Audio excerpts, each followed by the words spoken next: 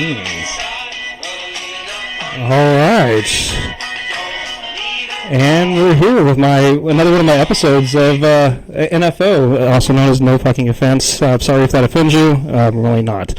I'm here with Eli Bruton, right? Bruton. You got it. I can pronounce it correctly. From good old Carthage, Missouri. Is that what you call? That's where you call home. Right up the road. Yeah.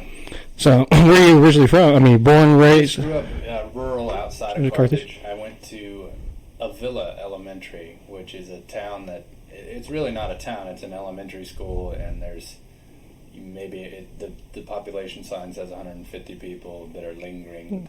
There's no industry. It's just a dead town, and the kind of little bright spot is there's a good little public rural elementary school right there. Town, yeah, and I'm glad I grew up there. But went to Carthage High School, and all my businesses, my home's in Carthage. What year did you graduate? 2007. So man, 2007. I was on my third business by then, maybe fourth. But have you always been a little bit of an entrepreneur by trade? You would say like what was your first job? You would say that you would W-2 income before you got into entrepreneurism. Sure. I've been working since I was 13 years old. My first job was on a truck farm. So Rothman Farms outside of Carthage, they grew vegetables for sale direct to consumer, and my job was I went on the truck and I sold literally tomatoes and cucumbers and peddled those as a 13, 14-year-old kid, and I learned to count change and count back money, and maybe a year into that I started thinking, how I talk to these people affects whether or not they buy and how much they buy. And so at that point I never really had any entrepreneurial aspirations, but then when I look back, now that I realize that obviously I have those traits, I try to go back and look for times when those traits showed up early on in my childhood, and I thought of an example actually driving over here because I thought you might ask. Oh yeah, for sure. This was kind of like a failed example, but to me it highlights how being an entrepreneur is not really something you can become. Like, you either have it, you have that spark, you have whatever it is, or you don't, and that's okay because the world needs both kinds of people. But I heard of people that were making money picking up walnuts. You could go get them in. So I wanted to make extra money doing it, but it wasn't quite seasoned, and so they weren't falling yet. And I was probably like 11 years old. They weren't falling yet, but I was impatient, so I wanted to go get the walnuts anyway. So I took them. I'm already recruiting other people. I can see I can see where this is going. So I get the neighbor kid to help me go pick / knock down. What was the percentage you gave him? I don't think we ended up making any no money. deal. What do you have to do to get him to get hey, you get half, you're going to get 20%? What was that negotiation tool? I don't know. And this poor kid, I wish I could go back and relive those moments because he was an awesome friend.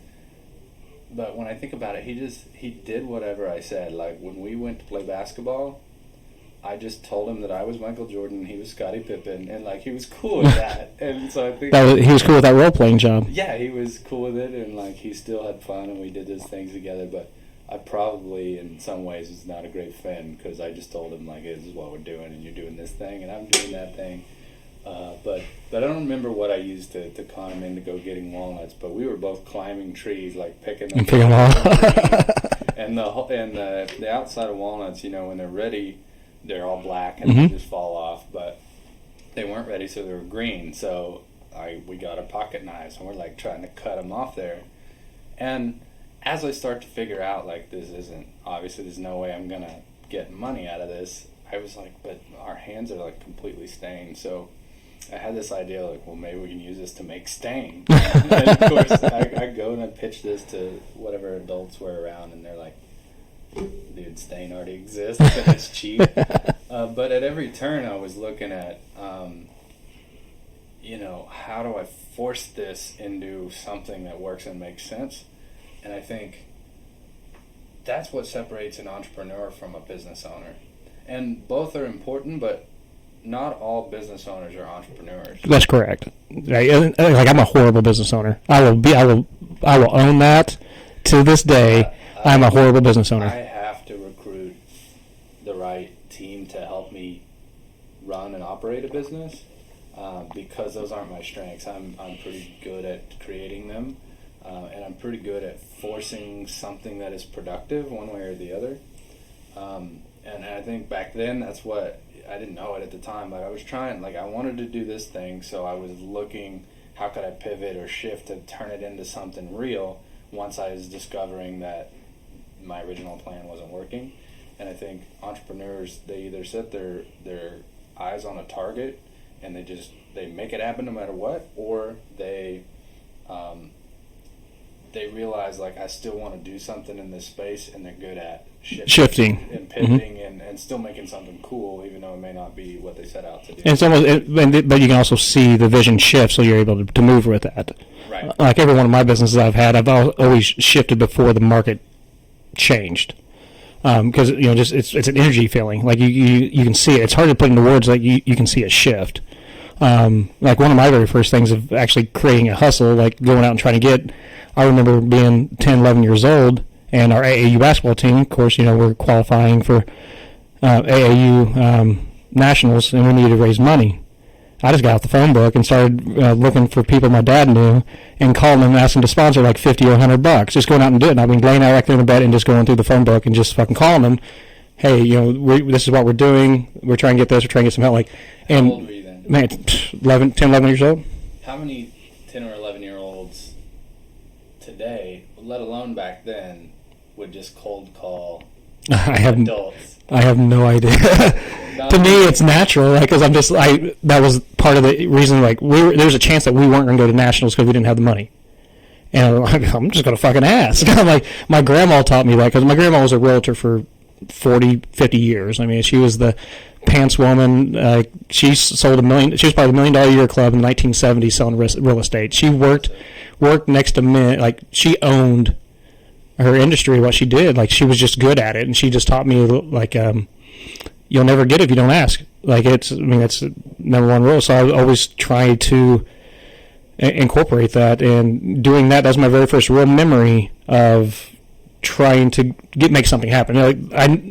We wanted to go to Cocoa Beach. We wanted to go play in those nationals, and trying to raise that money was number one priority. Did you get it? Yeah, we won. Yeah, we won. We went down there and didn't win a fucking game.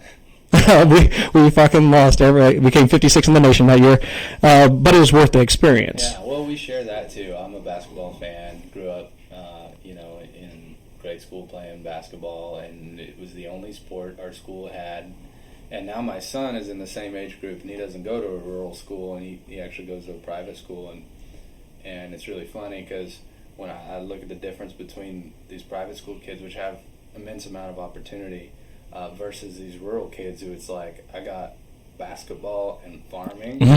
Those kids are tough, and they make up for their lack of skill by just how, like, if we can't be good, we're at least going to be mean. Oh, and you're right. And those are the teams you hated to play. Yeah.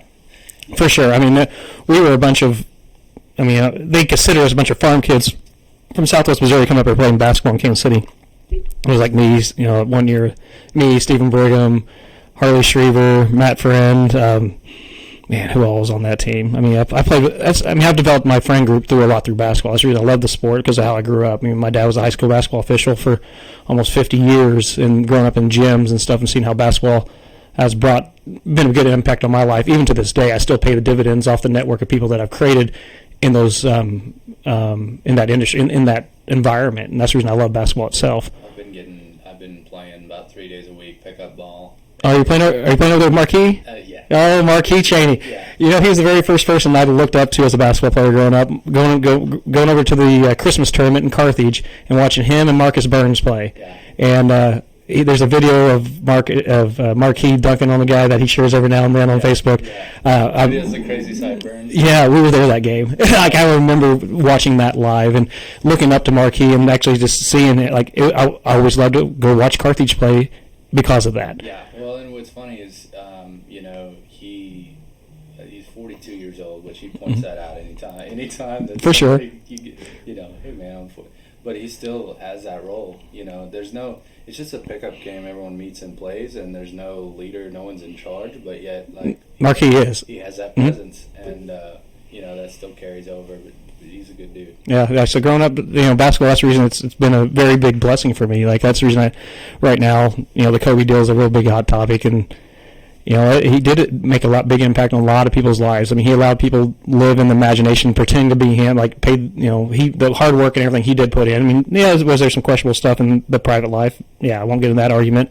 But what he represented to a lot of people, I totally respect. Yeah, I was a Bulls fan, and I didn't like all the time. I remember as a kid all the talk that Kobe could be the next Jordan. And then the Lakers to me have always been kind of like how the Yankees are, like easy to hate. I hate the Lakers. I hate the Yankees, and the Patriots. Like it's just like those are my three I go across. But I respect Tom Brady. I always respected Kobe Bryant. It was the same thing, yeah. And Derek Jeter, A-Rod. You know, they're easy to hate, but you still got to respect them. Right, and you know, I thought because most people don't talk about basketball, and I just thought since you brought it up that it should get the credit it's due. Like, it's a good sport. I mean, and it crosses so many different minority boundaries and stuff like that. It's a good ambassador to the world. Like, I love basketball. I mean, it's the team effort. Man, you watch. It's like something happens every trip down the court. Something notable happens. Which is what I like about it compared to baseball and football. Like, there's action every time the ball goes up and down the court. And being a son of an official, I used to have to try to find the ways that I can get stuff done without being called for a foul or, you know, I'm 5'9" and white. I mean, come on, like someone's going to try to post me up, they're going to get a finger up their ass. I'm like, they're going to do something. They're not going to post up on me anymore. Like little, just, I mean, play dirty, but hey, I want to try to make it even. That's right. I want the same playing field. So yeah, basketball it is I believe an underrated sport around here, but you know we are a football area, I think you would say. So, so what was your very first business that you started, and how old were you? Well, I remained always interested in making more money and working hard, but I think that one of the earliest this could be a big deal moments was when I was dating my now wife in high school, and I painted her softball helmet. She played fast pitch softball. Was it airbrush? No, or just painted? See, that's another thing. Like most really talented artists can pick up and freehand an airbrush and make something really cool, and I couldn't. But I was working in auto body and painting expensive RV motorhomes, like Class A motorhomes at the time. That was my day job, and so I just took those skills, like really high gloss, and I actually one of the many designs I did was a copy of some of the I'd almost describe them as tribal looking designs that they were putting on RVs at the time. I just literally took that and painted it on a helmet, and because that was way more vibrant colors and a high gloss, and then you could personalize, you could put the name and the number on the helmet. I did that for her, and the response that it got, people asking me if I could do it. I did a few one-offs after that, and really, I learned so much with that endeavor. One of the big things was I had someone tell me, I was charging like $35 to paint these helmets, and they look like a car when you you refinish an old car. And I had someone tell me those are too cheap. And I said, well, if it's a better deal, I'll get more customers. I said, that is so much too cheap that people are going to think that it's not going to be good because of how cheap it is. So I doubled my price and doubled my sales. So that was just proof that it's not, people get hung up in the amount of time spent, and I want it to be a good bargain, but really you got to let the market decide. The pricing and the demand. Yeah, so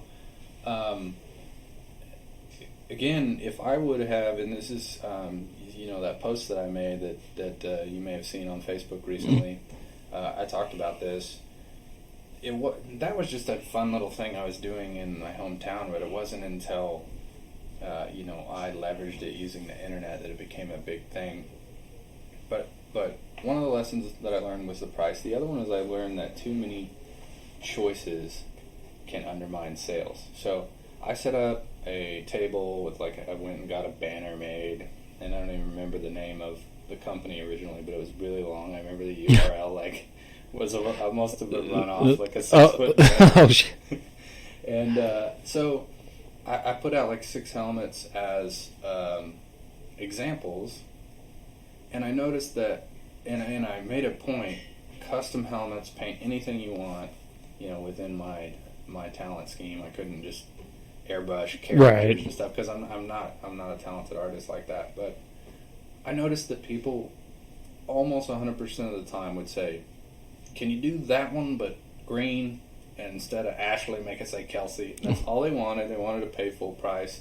I started to understand scale and systemization. I thought, man, I'm giving these people anything under the sun for this one price, but they just want this one thing that I already have done and figured out. And so, when I realized I can paint this same design, I started decided, well, maybe I could sell whole teams and I can make their whole team. Mm-hmm. Yeah, so I went and I bought a cheap website, build your own website. It was on homestead.com.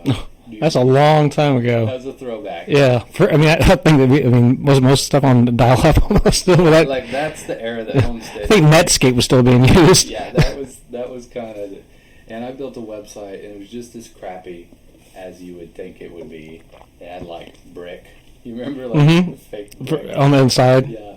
When I took pictures of these websites or these helmets, put it on the website, I was laughing because I was using my mom's digital camera, and I didn't know how to turn the date stamp off, and it was wrong. It was in the future or something. And they're on every picture? Yeah, and they were on every picture, and the helmets were on literally the sidewalk in front of our house.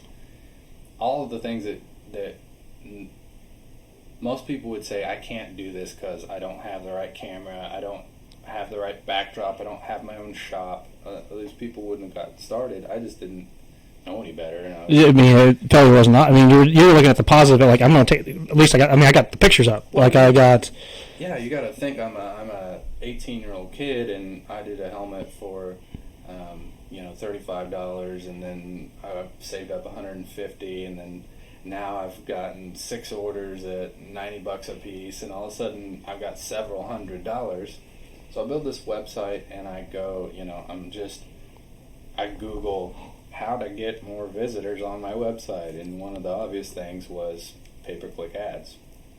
And so I signed up for that and literally just bought bids on words like custom softball helmets, custom painted softball helmets, helmet painting. I did branch out, and I painted a few motorcycle helmets when people discovered me, but surprisingly it mostly stayed fast pitch softball.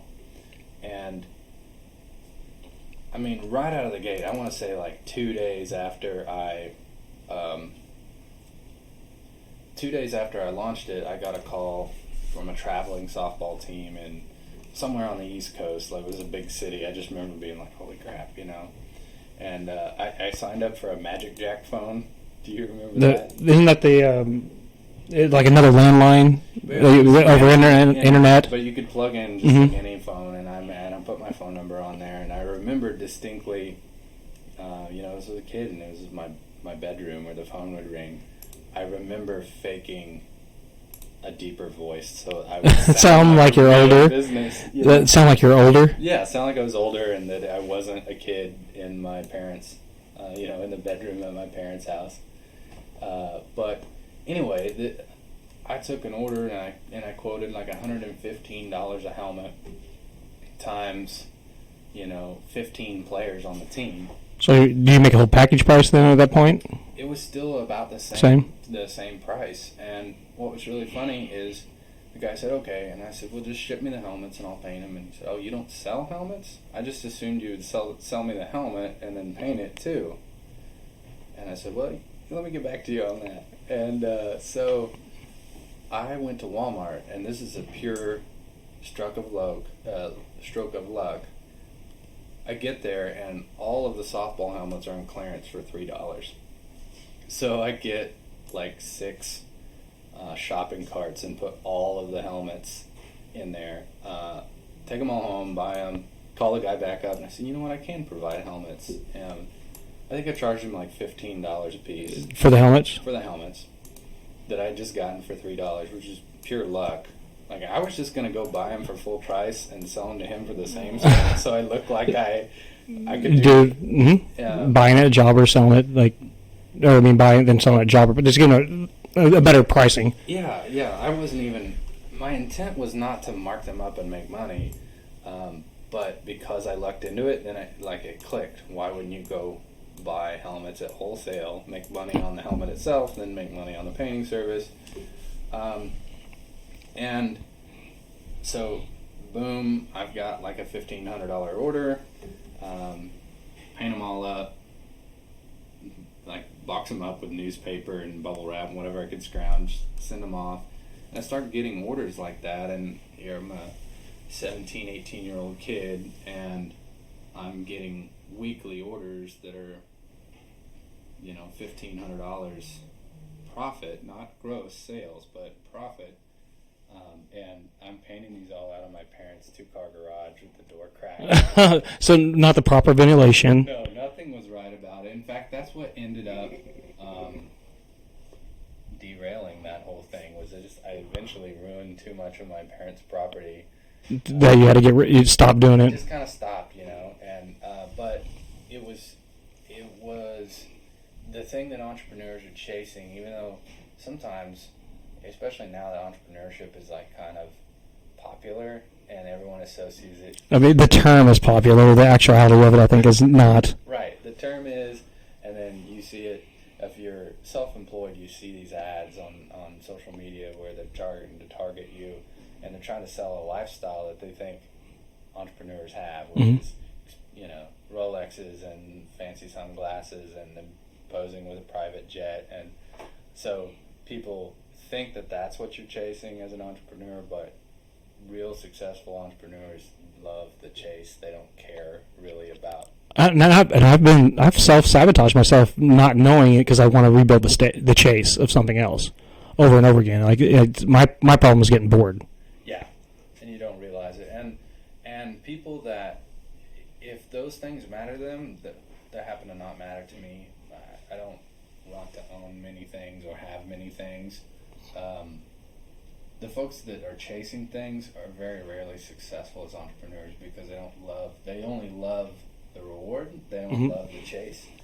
And I'm the opposite. I love the chase, and the reward is just Yeah, most entrepreneurs, especially if they repeat that pattern a lot, that's how they are. But what's funny is now going back, I look at the amount of money I was making that was a really good business. Honestly, much better than some of the businesses that I've lived off of since then. The opportunity was there. The lack of employees that you had to have, like you controlled your work like yourself. It fell on your shoulders. Everything. I mean, which is a good thing and also bad. Right. It was an immense amount of opportunity, and really to scale it, most businesses are this way. Like, okay, I can do a certain amount, which I could have made. I mean, I don't know. I haven't done the math on it, but I probably could have made myself a $60,000 a year income by myself at 17 or 18 years old, like in my pocket, just off that without scaling it at all, except for I would have eventually had to invest in something besides my parents' garage. So that was like a really good opportunity, and it showed me the biggest thing that I took away, I learned a bunch from that experience, was that the reach you had with the internet and how the hurdle, the opportunity that exists today for an entrepreneur has almost never been better. It's so easy to not only make something, but then make people know that you have it and make yourself accessible. The barrier for entry today in business is lower, in my opinion, than ever in human history. So people want to complain like, oh, the corporations, you can't compete with them. It's a corporate crony economy, and there's some truth to the fact that the economy is not structured in a totally fair way. But your ability to have a David and Goliath story against any established industry is higher today than it was 100 years ago, 50 years ago. If you wanted to become anything 50 years ago, your dad's last name mattered a lot. Oh, everything mattered on that. I mean, it's the word of mouth, the newspaper, like the slowest way of communication mattered. Yeah, which church you went to, what neighborhood you grew up in, all of that had to be right. I mean, people still made it out, but I mean, the hurdles where now really you just make something cool and tell people about it. Mm-hmm. And in the case of that, like I just made, honestly, my weakness as an artist, the fact that I couldn't airbrush, because there was people out there doing like cursive letters and it would say like Smashly and a softball flying through. Did you say Smashly? Yeah. I had names for people like that used to come in the bar. we knew Smashly over there and Sniffany. Go ahead, sorry. So there were people doing that. They'd go to like softball tournaments and they'd set up and paint that. And I couldn't. I wasn't talented enough. But my weakness, and this is what I always tell people, to lean into the thing that makes you different, even if it's on the surface a weakness. I couldn't paint that good. But I could paint in the style of the way you would paint a car. And nobody had seen that on a helmet. Mm-hmm. And it looked more like, when you look at the Cincinnati Bengals helmet, how it's just a simple stripe, but it's glossy. It's just, Or even the Browns, the same way, just a single color. It was really glossy. It looked like a pro team, and it turned out to be these traveling teams. They wanted sharp. I did a lot of lime green and purple, and like they looked. They want to bring the wow factor along with their game. I mean, girls fast pitch softball is one of the most fun sports. It's fast. I mean, it's very team oriented. It's very family supported. It's one of the most underrated sports in this country. I mean, I promise you, been there, done that, ran tournaments, everything like that. I mean, that's where I think we're missing the ball as a Joplin community, is embracing girls fast pitch softball and other sports and stuff like that to be a mecca for that. But that's a whole other subject. But it is a hardcore. I mean, the people that do that, they're all about it. Completely. And it was funny because I was so naive. Again, I was trying to make everything affordable. If I would know now the culture around that, like, they're going to get out the check. Like, I could have told them 1,000, I could have told them 2,000, 3,000. They've already got their fundraising in place. They've got banners and buses and stuff. Like, they're going to pay me whatever as long as this looks as cool as they want it to. And it does the job to protect themselves. Like, it's a necessity for safety, but it's got the cool factor. Like, you meet two needs right there. Right. Yeah, and so that was a huge thing that really, that turned the light bulb on for me.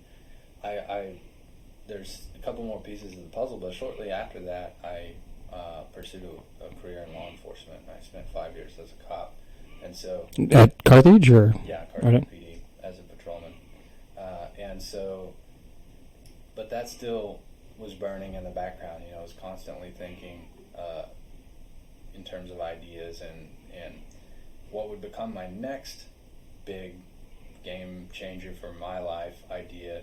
I actually tried to give it away several times. And I've done this a lot with business ideas, but do you know about my background with the chicken plucker? I've heard just the legend, the legend of the plucker. I don't know the whole story, and so that's one thing I want to ask. Like, I wanted to hear it from the man himself. It's funny because there's rumors surrounding it. It's not. It is a very interesting story, and when I did it full time, I always had to set aside extra time because people would say, nice to meet you, Eli. What do you do for a living? I have a chicken plucker device. I sell chicken pluckers. Nobody lets you end the sentence there and walk away. While I was a police officer, we lived, my wife and I, and then eventually we had my son on that single income. So we lived pretty modestly in terms of, it was making like $28,000 a year and just one single income. And so we did we grew as much of our own food as we could and raised chickens. Initially, it was just going to be for eggs, though. So I went out in the spring one year and I bought like a dozen chicks. But by fall, we discovered like 10 of the 12 that we bought for eggs were roosters. And so I grew up rural, but not like on a hands-on butcher your own. Not that rural. Not that rural. Yeah. We just grew up in the country, but so I was like, well, the responsible thing to do is butcher these things and eat them. So I started researching, the process for that, and as I go down that road, I'm get to the part where you got to take the feathers off of chicken and there's a couple ways you can do it. People either skin them, and that's how just like skinless chicken breast, or you take the feathers off so that you have skin on. And so well, how do people do that? And what I discovered was there was sort of two ends of the spectrum. You had $1,000 machine, which is more like what they use in a big processing plant, or your fingers, and that was it. And nothing in between? There was nothing in between.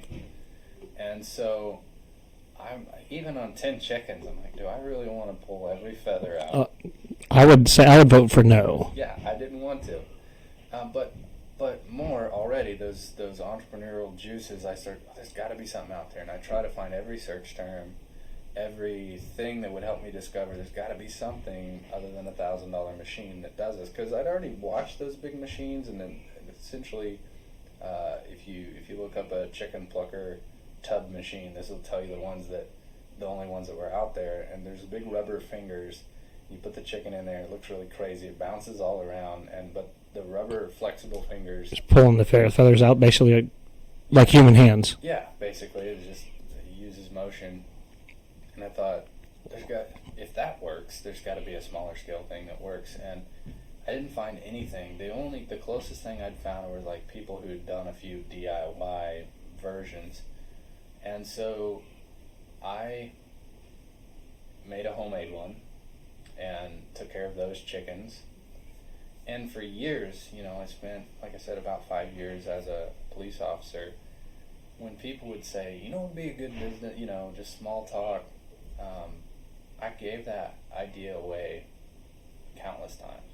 So something that would sell on the market that doesn't exist is this thing, and I described it. And what it was an attachment that you put in a drill. I figured everybody owns a drill.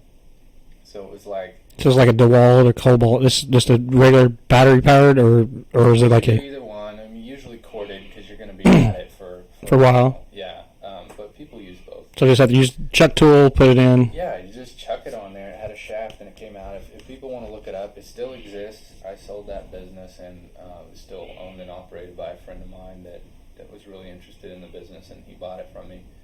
Go to powerplucker.com. Powerplucker.com. Yes. Like it. That domain was available. I love that. Power Plucker. That's all it was. I don't know what... I can just envision what some people might think when they're putting that in. I've heard lots of variations. And when you look up... I don't know if you can look one up here without interrupting our live broadcast, but... We'll see real quick. When you see it, it only helps facilitate the jokes and the plays on words. So anyway, initially I made these out of... Oh, there's the Power Plucker. Yeah, see how it's... Yeah. For folks that aren't watching, it is essentially some rubber fingers, like about the length of a normal human finger, mounted to a shaft, and it spins and takes the feathers off of poultry. Very cool. And various pricing from one kind, what, $35? Yeah, you could buy just the pluckers, $35. And what I drug my wife, she was pregnant with my son, I drug her through the hardware store, and I had this idea, and I was just taking pieces of PVC and bolts, and initially those fingers, before I figured out you could just buy ones that were made to be part of those bigger machines, they were, I made them out of bungee cords. So I was taking bungee cords, cutting them up, drilling holes. I literally drilled every hole in the PVC cap, sat on the couch, while we were doing other things and pulled the pieces through it and assembled it. And Do you still have that prototype? Yeah, I still have several of the early prototypes. And I sold a lot of them. Honestly, I sold thousands of them that were still made out of PVC caps. Really? That's how it was. Just the thing I could find that was sturdy enough, and I painted them green so it didn't look like you were just buying a PVC pipe. But in reality you were. And I've made one. I put it on eBay and it sold. And so, I probably paying full retail. I probably had like $7 or $8 in parts. Sold it for $30. So then I went out and I bought 5 and I got the price down. I started talking to the hardware store if I buy a whole case of this. And I knew at that point I was starting to think, more in terms of this could be a big deal. So I immediately started looking at how to get costs down and how to... So teaching you buying power and quantities and stuff like that, how you needed to grow and basically scale your business. Right. I was more mature at this point in my life, and I understood that. And so how old were you at this point? I would have been in my early 20s. I started at the police department right at 21, so I was probably 23, 24. And I started selling them quite a few of the pluckers, and then eventually I was able to source. It was really strange. I did something that I wouldn't advise anyone else to do, but I put my website up. It was simple, slightly better than the Homestead. And I had some guy from Malaysia send me an email. You need, broken English. We supply chicken pluck finger. You need pluck finger. We supply bulk. And his contact info. And I call an email, and of course they're awake at the opposite time of the day. And the only thing that really made me go ahead and fast forward, I ended up wiring this guy $2,500 just because I went on Wikipedia and it said Malaysia's biggest export is rubber. And there seemed to be some Google evidence that there was a rubber factory where this guy was claiming to be from.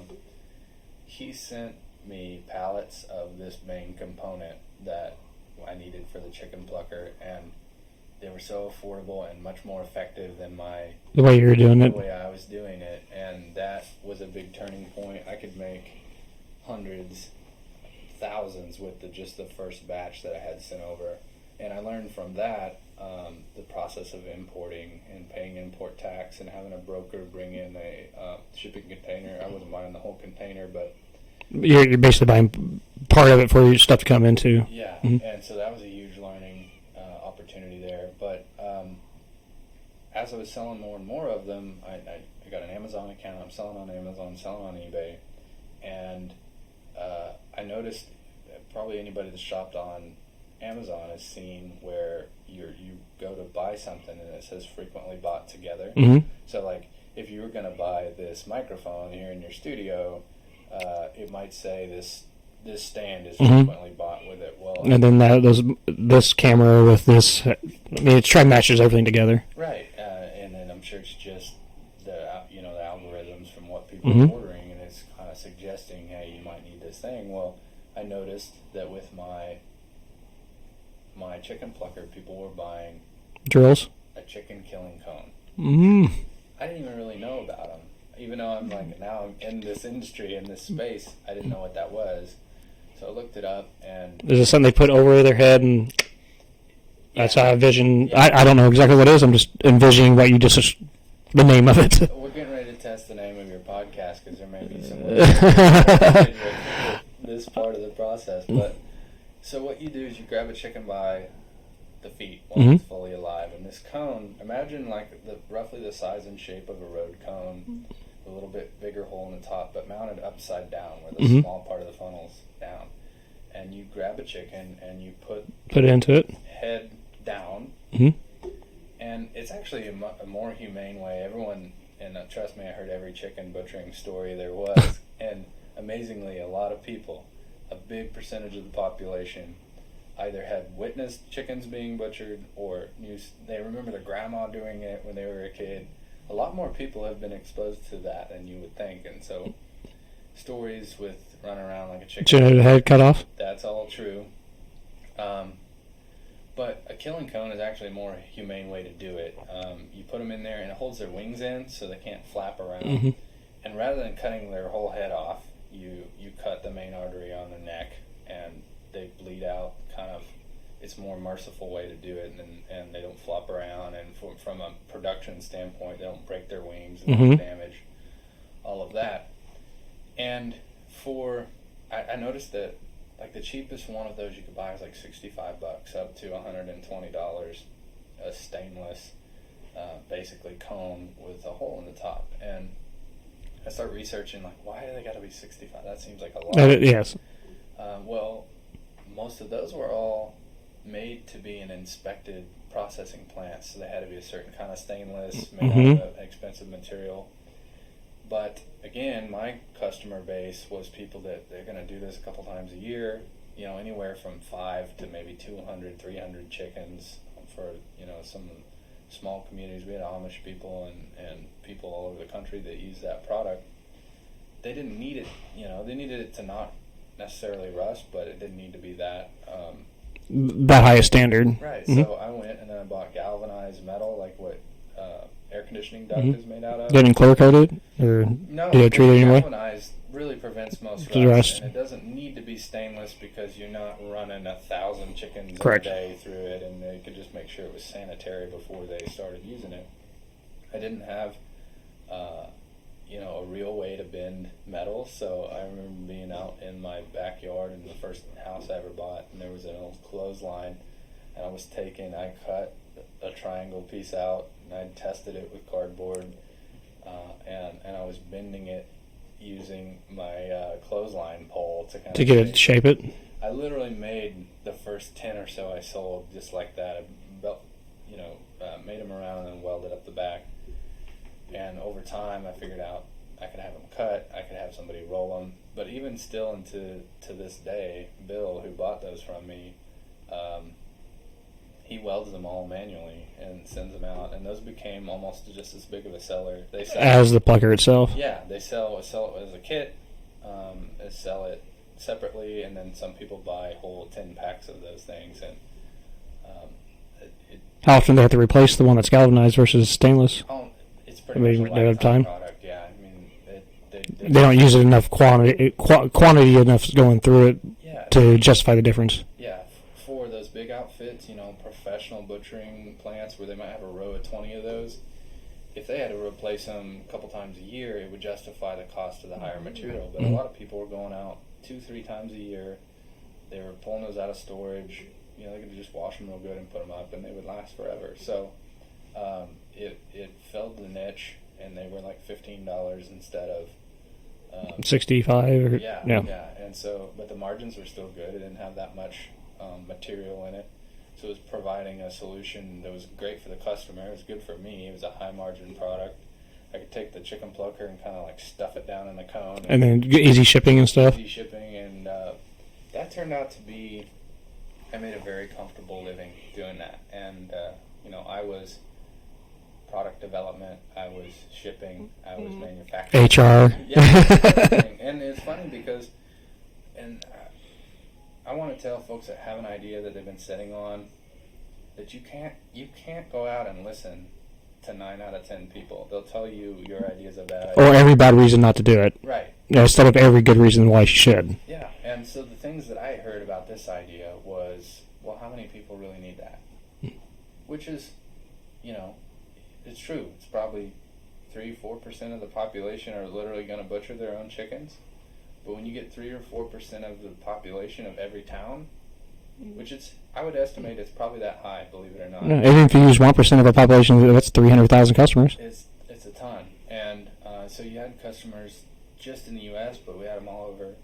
We shipped a lot to Canada, quite a bit to Australia. We shipped all over the world. I'm a little embarrassed to admit that I shipped to countries I'd never heard of. Like, look them up on the map. Where it's actually going to? Yeah, I didn't even know there was a country, named that. But I learned a lot about shipping, a lot about freight, I learned a lot about e-commerce. I've learned much more about e-commerce since then. I think now, what I know, now going into that, it'll be a different ball game. Yeah, 10 times over. My sales would have been 10 times what they were probably. But it gives him do you help him any more, like marketing and stuff like that, growing it continually for some ideas and helping with that? I offer a lot. Bill's he said, man, that's just the best, almost passive income thing. That's why I thought of him. And he's very comfortable with where it is in the size of the business. But I've offered several times, if you want to grow it, if you want to take this to the next level, I'll be happy to help, because it's still a very viable idea. That's pretty cool. Like, I mean, it's now when you get rid of a business like that. I mean, because I've started and sold to businesses and walked away from different times and seeing it. Like the most success story is, of course, 10FX. Selling it to Michael Kane, and he took it. He had it for 7 years after. 6 or 7 years. He ended up closing it right after a tornado because he lost everything, and his person ended up moving to Northwest Arkansas. But I loved seeing it go on without me. That's what I liked. I mean, you kind of get that same type of feeling, like like, hey, it's created something that's providing this guy, and it is his passion. Like Mike was a great installer of mine. He always wanted to own his own place, and to see him step in that place and carry it on farther than I did, that was a cool thing to feel. Like you get that. The same way, and I have people ask me all the time because they hear the story and talk about how at the peak, when it was at its best before I sold it, and I almost sold it really at its peak. People didn't understand because I'd already explained I made a really good living and I didn't work that many hours a day. Mm-hmm. Literally just this one product.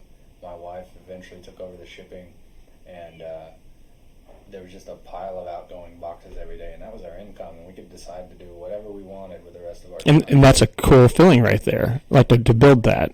I mean, that's something we're missing in America right now, is the entrepreneurship on that level. Like, there's a point that businesses get too big and not provide for the smaller people. Well, and I think our definition of success is what leaves people feeling like they've fallen short. It leaves them depressed because they think what making it in business is having a private jet and wearing fancy suits and sports, but I would never want to pay those bills. Like, what I'm saying? Like, I don't want to pay that gas bill. I don't want that responsibility. And when you chase those things, then you really just scale up all the burden, all of the you can have those things, but with it comes all the headaches and more money, more problems. Exactly. But what people need to recognize is what I had done. I was extremely fortunate, and I was in the extreme minority of people who attempt to start a business. I was in a position where I controlled my own time. I made a comfortable living, and it wasn't a multi-million-dollar business. It didn't have to be. Because I handled all those pieces of the pie, all of those jobs, and it was a very comfortable living. Didn't take up all my time. And people should be proud. If they go into business and they can have something like that, that's success. You've already done better than most people who attempt to have their own business. And so I was extremely fortunate. And sometimes now, with the amount of work I put in and the way my time is, it's easy to think back like, man, I really had it good then. But I still have no regrets for selling it. It put me on the path to do the things I'm doing now, which, numbers-wise is probably a lot more impressive of a operation, and certainly much more employees. But more impressive to the bankers. Yeah, basically. Yeah. I mean, not to ourselves. I mean, it's just because you want to be bankable and need to be shown numbers. It's more impressive to them. But you carry all the burden. I mean, at one point in one of my businesses, I had to make $50,000 a month just to break even. To cover product costs, employees, insurance, overhead, like all that. I mean, a $50,000 a month nut is a big one to fucking break. Yeah. Whenever they, people hear me come on and talk about business, they expect, I run more than one multi-million-dollar business now, and they expect me to come on and talk about that and talk about, it's a high-rolling type, but where I learned and what the things that were really unique that taught me how to think in ways to create bigger things were these earlier opportunities, especially the chicken plucker. What was your biggest failure then to this point, you would say? It's funny because I know it sounds arrogant. I cannot think of a time when I would describe anything that's happened to me professionally as a failure. And I know that's not because I've knocked everything out of the park. It's just because I don't really look at opportunity as pass fail or succeed and fail. I almost always look at it's just like a chapter on the way to something. Learning as you move on. I mean, there's certainly I've failed personally. I've done things where as a friend, as a dad, as a husband, that I know that I can do better, and I've swallowed those pills and will continue to. But in business, and I think it's probably just a blessing. I've never looked at anything I've done and thought, man, I really fuck that one up. Yeah, and part of it is because I've taken a really cautious approach and then didn't go into debt. I literally built that business from maybe $18 in parts, in prototype parts, to a sale that allowed me to purchase the businesses that I have today that are multi-million-dollar a year businesses. And that, I have business credit now, but I didn't that whole time. I went from that $18 to selling it, in a period of years. And so if that had not worked out, if I didn't find that niche, I hadn't sold them all over the world, it'd have been like, remember that time I went to the hardware store and I bought that stuff and I tried to put it on eBay? I barely remember it. And I'm sure I have lots of those things where I, try to make, something go and it didn't, but they become just a distant memory. And so I luckily have not gotten my eye blacked in business. I wish I could say the same. No, it's just everything I've taken from everyone has been a learning chapter, of course. It's got me to this point of understanding how to deal with people, how to deal with humans, how to employees, and I said people and humans. That's two different things. I mean, the bar industry taught me that. Supply demand. Then you have the market that you're in. I mean, you can have supply and demand in the industry you're in, but not be where you're at. And seeing that, it's taught me a lot of foresight. Geographically, has that been a challenge for you? Here, yes. Do you ever wonder, is the grass green or something? I've had offers to go other places. I know I can go make a living anywhere else, but I don't think I can make the difference I can here. This is fulfillment. Joplin is home. Fuck, do I have days I want to run from here? Yeah, completely. But if everybody here runs, it's never going to get better. And that's, my meeting with, one time I met with Toby Teeter and just asked him why he still believes in Joplin in this area. He sold me on it. His leadership qualities and someone I look up to is him. And I think I need to meet Toby. I keep hearing his name. You should. I really think he's a very intelligent individual, and I think you'd like him a lot. And he's someone I look up to, especially in this, not just in this community, but in business business-wise as well. Are we still live? Yeah, sure are. Right now we are. See if somebody can figure out. I'm just going to test the reach of your podcast. Oh, see how you get to Toby? See if somebody can tell Toby that we're talking about him. Just see if he can see if it can make his way back to him from Facebook. I'd like to see that. Toby Teeter is his name. Toby Teeter, somebody that knows Toby, tell him that someone in Facebook land in content creation will make a connection with him. And I can text him for you. Either one. I want to see if this will work. I'm okay with that. I'll make sure it does. That's the entrepreneur in me going to make sure when we get off here, it's going to happen, and now you'll get a message. Even if I have to go over there and make sure he text messages you directly, you've tested me there. But yeah, it's. I've had my eye dotted a couple times in business. Some just because where I'm located at, and just wanting to keep on fighting just because I believe in something. And that's what I've learned the most. Sometimes you got to walk away. Walking away from something is the toughest thing for me to swallow because I want it to fucking succeed so much. And I am talking about JBs. That's something I'm not bashful to talk about. It was a big learning experience, and I kept it open longer than I should have. Just because of my morality of that industry. but I looked at the positives of it. Like when I opened JB's, all I had was $36,000 going into it. I sold a company and paid off a bunch of debt, did some other things. And when I opened up those doors, all I had was cash in my cash drawer. I didn't have any operating capital. I mean, I'm in a lease. I've got all this stuff I bought. Like, hey, let's fucking go get it. And what's funny is I bet if you had the knowledge after having done it, and then you attempted to do it that way, you never would have tried it. Correct. That's the same thing. My gun store. We've grown to have pretty significant sales. We sell all over the country, but if I look back to where I was when I opened the door, I was just like, fuck. That was dumb. Yeah, completely idiotic by any business standards whatsoever. Yeah. Is no wonder no bank wanted to give me any money. Like, what? You got to open up? No, sorry, you got to do it your own. Like, I had everybody tell me no. Everybody told me no. I'm like, fuck this. Like, and I've had people tell me my whole history of businesses is because people's told me no. My very first business was Elite Evolutions. It was an import car shop that opened up in beside my cousin's muffler shop, Wyland Muffler, across from the airport. I dropped out of college, did it, took $500 I had, got my sales tax ID number, and just started calling companies in the back of import tender and stuff and setting up wholesale accounts to get jobber pricing. And then I just started networking with my friend. Hey, I mean, it's my cars are fixed up. Like, you need parts? Like, I can get them for you.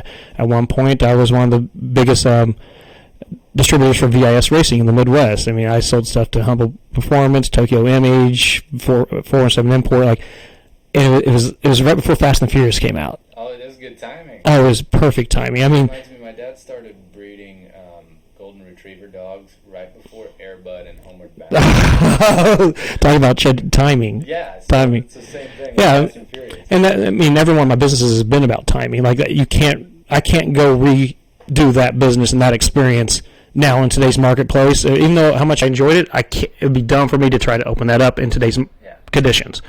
But 18, 19 years old. I didn't even have a house, sleeping on couches at people's houses and apartments. Like, I was couch surfing. I went from Olympic Fitness Center apartments, staying there with Cody Tubbs and Jeff Cook, to OFC apartments and sleeping on the couch. Not OFC, North Park Apartments, 3514 apartment 1 and 2. And then was there. I was just going to make it work. Yeah. And 19-year-old kid. You know, we had someone come offered by the company from us. By this time, we had to move to our third location because we outgrew every one, and sold it. And you know, all that work and all that sacrifice, it was like, fuck yeah, like this is a cool feeling. Then I took a job at Planet Car Fire for a little while. Then I was like, man, I end up doing my own thing every time and just falling back into entrepreneur, like great. No, it just for sure. I mean, it was a lot of car oriented stuff, and then I went down to Tulsa on my bachelor party before I got married to my ex-wife, and we paid $1,600 for 2 limos for us to go up for a bachelor party. I'm like, what the fuck is this? You hit the big time. Oh man! So I came back shopping and bought a bus and converted it to a party bus, and that's how I started VIP limo and transit services. So I started, and how I started that, I just got a $10,000 single pay note from S&B from Ann Odell. Thank you, Ann. And she believed in you. She did. Ann has always believed in me, and she did put her neck out for me a couple times, just like, here you go. And I went and bought this bus that used to be at LAX, and Mike over there at 10FX, after I gave him that business, he came and helped convert it into a party bus. And then I would start renting it out to my friends for like $100 a night plus fuel. I don't care. Just give me something to do Fridays and Saturday night. Like, I'm just got to build a business. And I built that up to all the way to the point I had 10 vehicles. I had a fleet of 10. I did work for Downstream Casino, did everything. I had a 35.5-foot Escalade to 3 party buses, an executive SUV, 15-passenger van, Lincoln to Bryan town car, and a couple others. Like, I had a whole fleet. At one point, I was making $855 an hour at one point. It's funny because I don't know all of your stories, but from the time we met, I knew, like, I could tell I knew you. I knew about you in those ways. It's probably because we have some similarities there, but I think we could talk probably a lot about all the things that you've done. And I just learned. Like, but I'm captain under capitalization. Yeah. I just never had a capital to do so. But I've always had the drive.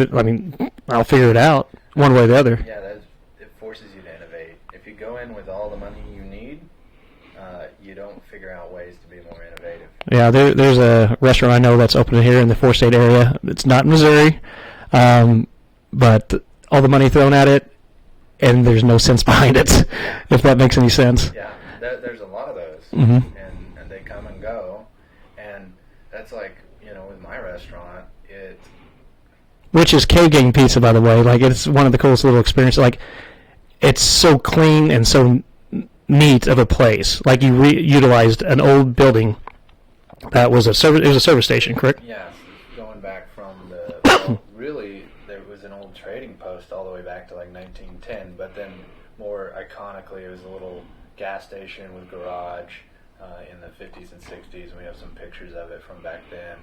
But then, as that era changed, and that wasn't Route 66 anymore, and cars didn't go by, that property just sort of, it became a used car dealership, and someone like washed, it was like a dog wash, and it had a stigma of being like the place where businesses that flop spend, A short amount of time. 3 to 6 months. And when I bought it, I just bought it because it just seemed cheaper than it should be for what I could see there. And my wife and we really wanted to open a restaurant just because we wanted a different option in our town. We have like 7 Mexican restaurants and 7 Chinese restaurants. And then McDonald's and Hardee's and KFC and Taco Bell. Right, that's the option. So we wanted just kind of a cool little divey place to go, and everybody told me it was a bad idea.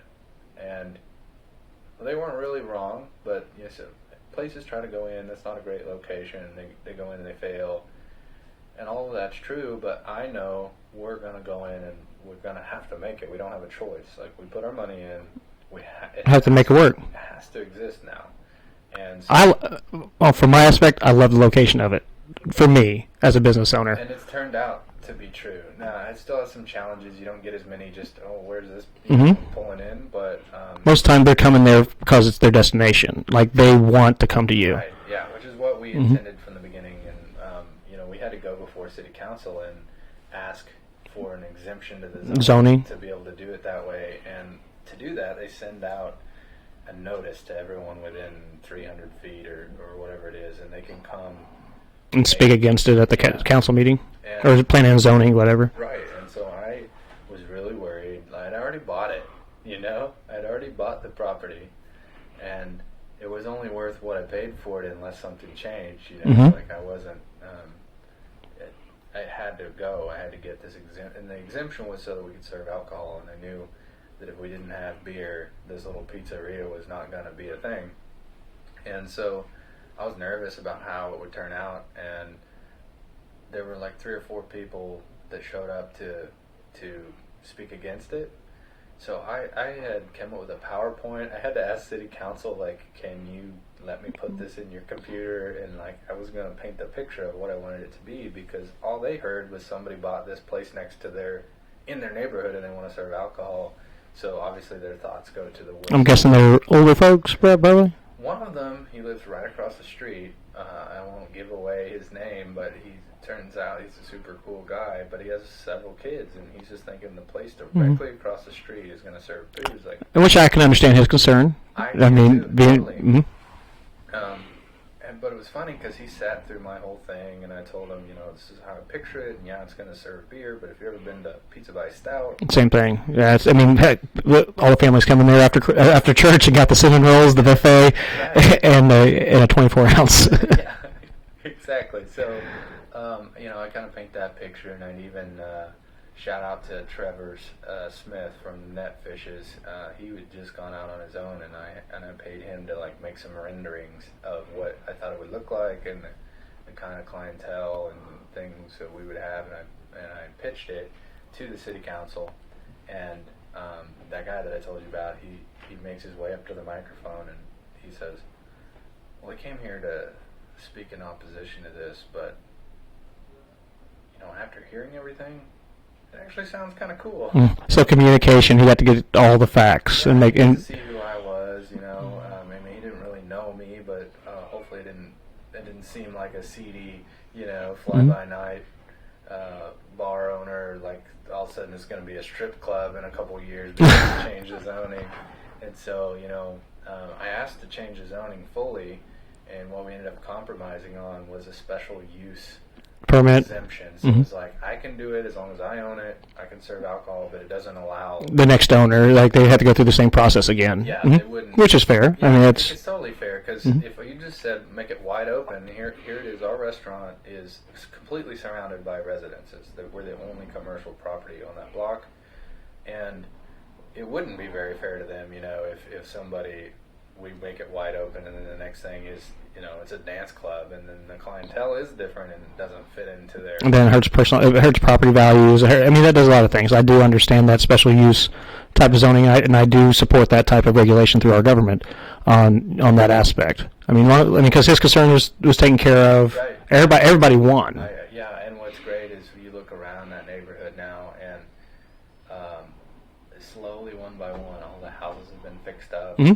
I mean, they weren't horrible, but There's more the energy in that neighborhood. It's like you drop a drop of water in a bucket, and then you watch the ripples. Yeah. It's like you dropped there, and now it's coming around all the way throughout. Like that's a beautiful thing. Yeah, it is really cool to watch, and I think some of it's just the energy and the feel, but it's also like, I know if I own one of those houses, and I'm not the kind of guy that really wants to have this impressive yard and property. I take decent care of my yard, but I might let it go a little bit, except Mm-hmm. for if I knew every night there's 50 people looking out that window at the side of my house. Maybe I need to spruce it up a little bit, and I think that's what's happened in the neighborhood. It's the law of attraction, and it's a beautiful thing. It's really And fun to watch.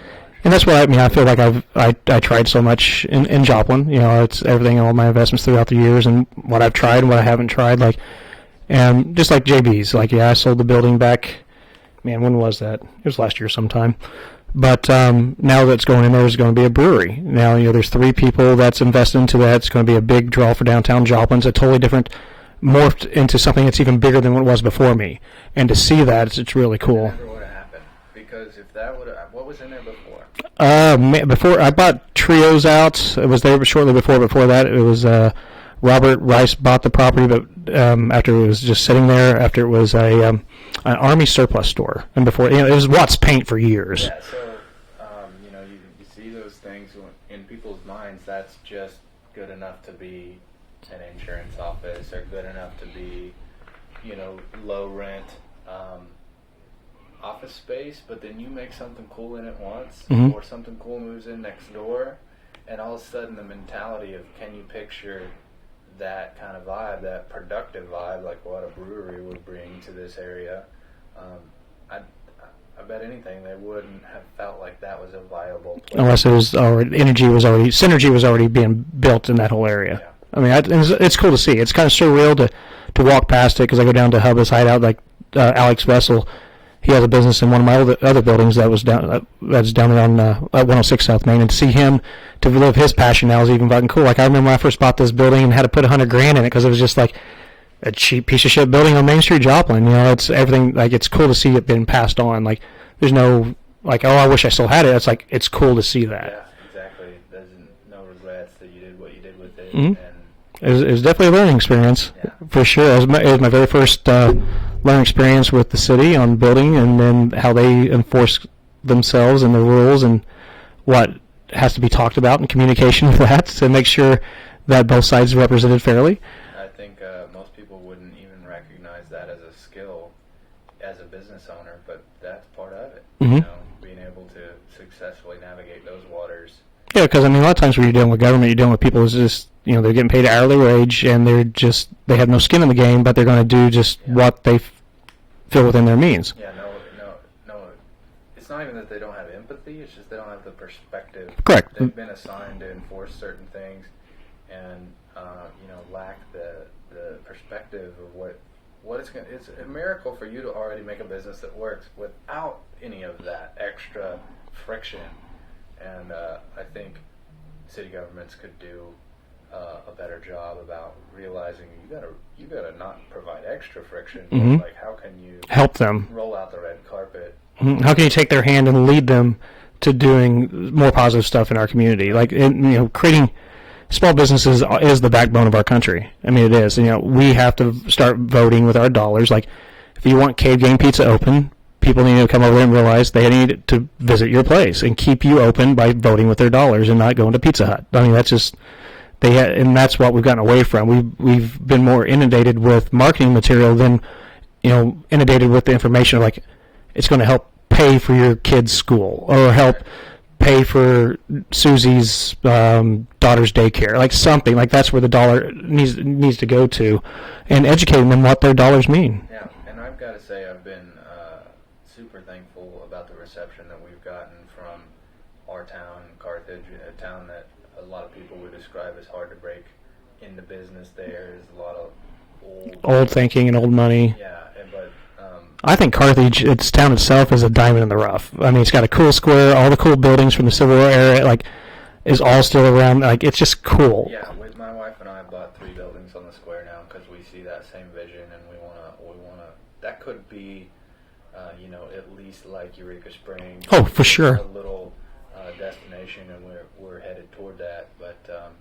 And it has that. It has good egress off the highway, straight up to Kansas City, going down to Arkansas, Springfield. I mean, it has the same type of positives that Joplin has. Yeah. But just in a cooler. I mean, Joplin destroyed a lot of their buildings in 1976 by the revaluation.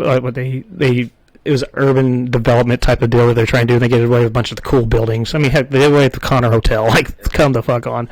Of course, that's before I was born. But a lot of those old buildings still exist in Carthage around the square, and it's just cool to go. If you ever get a chance to go walk around Carthage Square, just go look at the buildings, the architecture, the work. Like, it's cool. Yeah, and when you grow up in Carthage, you look at the courthouse, but you never stop and look at the courthouse. It is quite a feat of architecture. When you take it all in the size of town, like, this is a monument like you would expect to see in a major city. Oh, for sure. It's just impressive. Like, it's history there, and you feel it. I mean, like, Neosho Square is really cool, too. Like, it has a bunch of potential. Like, all those, Lamar's got one, too. All the small towns that we've lost, like, that type of feel. Like, I mean, they need to become experiences and have people come to them, kind of like Eureka Springs. I mean, that's a destination standpoint, point for a lot of people. Right. And I think, thankfully, demand is starting to line up. People are appreciating that more. So we just got to do our job as business owners and as the public to value that enough. And Carthage has some really good cultural events. I mean, from Marion Days to all the way. I mean, Maple Leaf is a cultural event. It is cultural. Like, it has impacted the community. Like, Carthage has got really great things going on that a lot of cities around here don't have. And my hope would be that there would be about 4 more events of almost that magnitude in Carthage. And then something every weekend in that downtown area. Make the downtown a venue that you can bring a car show to, you can bring a concert to, have the infrastructure in place to roll out the red carpet and make people, there's all kinds of event promoters that need a really cool place to have something. Like Central Park, they did a good job doing the upgrades from Food Truck Friday and getting the electric in there and creating that kind of vibe. I mean, it's really cool to see that. I mean, investing in the infrastructure. Yeah. And so the good news is the climate amongst the city government is warmer to that than it ever has been. The businesses are starting to see the little nuggets of opportunity and move in, and so there's some cool things going on downtown. If you get a chance to go to Carthage, especially the west side of the square, you've got Mother Road Coffee, Village Square Boutique, which is the same owners as Mother Road Coffee. You've got the Big Dog Boutique, which they sell like dog accessories, but like boutique quality. They sell some next level stuff, and then the Woodshed. You ever made a chance? I've been to Cherry's place, right? Cherry's. She's got an art gallery with a restaurant in the back, and Cherry's a good friend of mine. Really cool place to visit. It's got a whole, it's a huge. I heard. Great burgers. Fantastic burgers. Yeah, good burgers and steaks and catfish. But it's only in Southwest Missouri could you walk in an art gallery, which feels very like upscale and really nice. And you got some world-renowned artists' original paintings hanging in there. And you make your way to the back, and just this year, like, we had a Ben Miller band rock us party, eating burgers and everything down in the back there. In the back of it, like, it's just this super cool something you see in Eureka Springs. Yeah, exactly. That's that hits the nail on the head there, and then you got a couple places like Jim's Bar, I guess is up for sale right now. So there's an opportunity. Yeah, that place is really cool. Like if anybody wants to invest, I think it's only like $170,000. It's for 2 apartments and then the business and then the patio area. And it can be, you might chuckle if you grew up in Carthage and you think about the reputation of what Jim's Bar is. It's not all negative, but it might make you laugh to think of owning it. But I'll tell you one thing, they've never ran out of customers. Not one time. They've been in business this long for a reason. Yeah, that's right. So if somebody can buy it, and there's some things that need changed, but they could buy it, and they can make it really cool.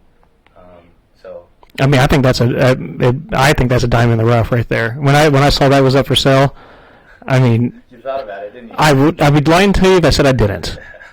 I would be fibbing. Yeah, I know. I mean, it's just like, oh man, because I see the beauty there. Yeah. Like, man, that's a diamond in the rough. If I want to do something, I would do that building. But that's just me. I just personally can't. But I've got to cut this short because I've got another commitment. Yeah. Basketball related, in fact. No, we're at. I'm coaching a 3rd grade basketball team. Oh shit. Got to go to practice, but next time if we get to talk again, remind me to tell you the story of the house next to Jim's Bar. Of the house next to Jim's Bar, I certainly will for sure. But again, Eli, the business you have now is Cave Gaines Pizza, and it's located. What's the address? 910 South Garrison. It's just 2 blocks south of the fire station or Central Park. Right there. And then you also have Liberty Tree. Liberty Tree Guns, yes sir. Okay, and that's located right off of 49 highway. Yeah.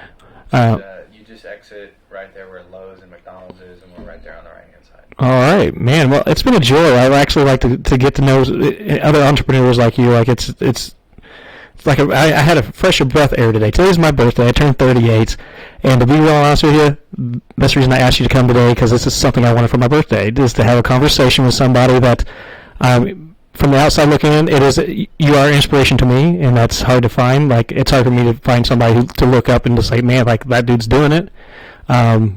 Even though you don't know all the facts or even all the information, but you just know he's doing it.